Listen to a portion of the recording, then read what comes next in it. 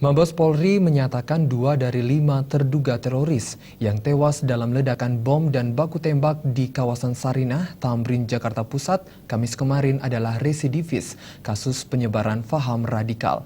Meski sudah mengetahui identitas 2 pelaku tersebut, Mabes Polri masih merahasiakan dengan alasan masih dalam penyelidikan.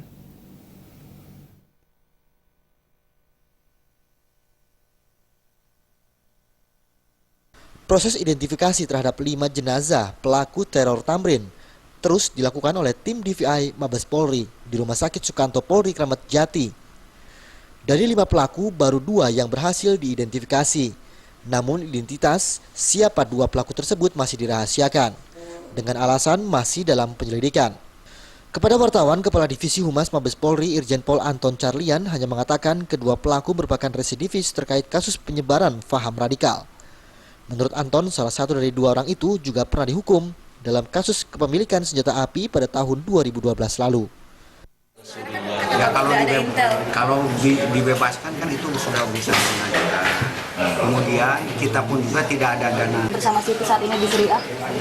Saya tidak. Culi itu loh, Pak. Mahasiswa seperti culi. Iya. Itu istri kedua. Itu adalah residivis, bisa dijelaskan, Pak? Ya 2 di antara ini pernah sudah pernah dihukum. Di Indonesia. Di Indonesia juga Anton menambahkan, kelima pelaku teror yang tewas itu diyakini polisi sebagai kelompok ISIS. Pengikut Bahrun Naim alias BN, pimpinan ISIS Asia Tenggara yang saat ini bermukim di Suriah. Hingga Jumat siang belum ada pihak keluarga dari kelima pelaku yang datang ke Rumah Sakit Polri Sukanto. Tim DVI masih membutuhkan data keluarga pelaku agar proses identifikasi dapat secepatnya diketahui. Dari Jakarta, Hendri Fajaryadi melaporkan.